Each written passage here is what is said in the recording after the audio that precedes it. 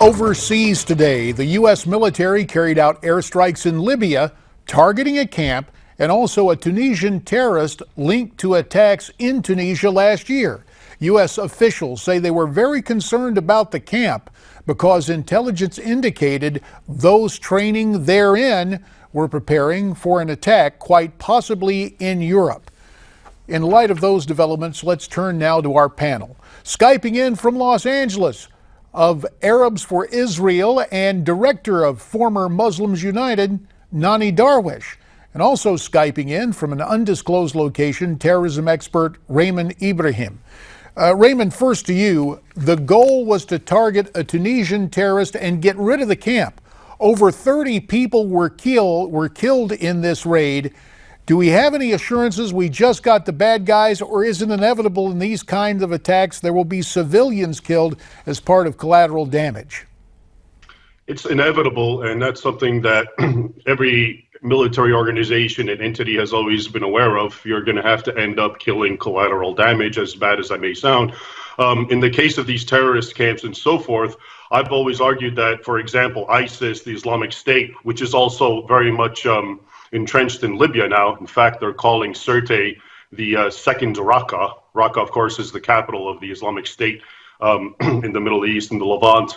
And what's good actually about that is they're also centered, they're also packed. The people who are there now, because they persecute and eliminate people who are not like them, from Christians to Yazidis to non-radical Sunnis to Shias, they're also well concentrated now in these areas that actually, if you do go hit them, 9 times out of 10, if not 10 times out of 10, you're hitting the so-called the bad guys. In fact, people from the West are now flocking. People from Europe, from America, jihadi types are going, fighting under the banner in Libya and Syria and Iraq. So actually, the whole question of collateral damage is not as significant as it would be in a normal situation. So, Nonie, what Raymond is telling us is that the Islamic State and others are conducting their own form of ethnic and religious cleansing in addition to going after Christians. And so like-minded people are now gathered in these places. So the collateral damage is not what we might think here in the West.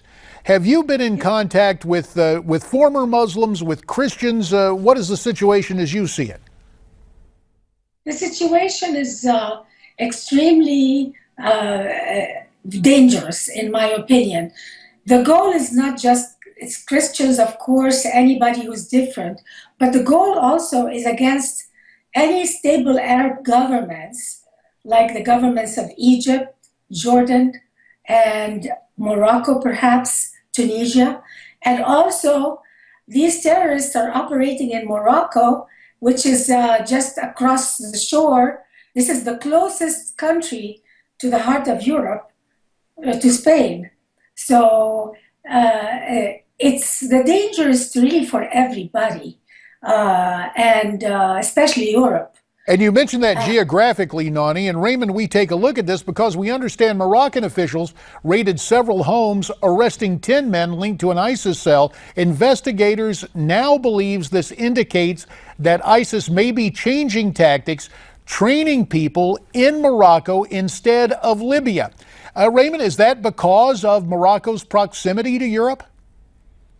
It's all of the above. It's for the proximity of Europe. It's because Morocco, if you look at the Islamic State, they've issued, I think last year, a map of what they want to reclaim. So they believe they've reclaimed, of course, they have reclaimed parts of Syria, Iraq, Libya, and elsewhere, but they intend to be all over North Africa, including Morocco. They intend to take over Spain because in the eyes of the Islamic State and many like-minded Muslims, Spain is actually occupied it's Muslim territory that's occupied by infidels, in this case, Christian Spaniards or just Spaniards or whatever. It's no less occupied than, for example, Israel. They want to take over all the way into the Balkans. Basically, they want the caliphate has to be brought back to its highest extension historically. And so that's one reason they want Morocco, but it's also because of its proximity. That's one reason they want cells and people in America, in Europe. It's all the same interrelated thinking. They want their tentacles all over the place, especially in that area that they want to bring back under the governance of their caliphate. Nonie, final 30 seconds to you. We talk about targets in the United States and in Europe. The Vatican has very much been in the news. If you were rating targets for ISIS, would the Vatican be at the top? Oh, absolutely. We have to listen to the Islamist preachers. They always mention Rome. We want to take over Rome. This is a target. The Pope is a target himself. And they are not shy about saying it to us on Arab TV. They tell us that. And we will have to end it on that troubling note. Nonie Darwish in Los Angeles, Raymond Ibrahim from an undisclosed location. You have our thanks. You heard what these two had to say. Agree or disagree? Send your comments to me at newsmaxtv.com/comments.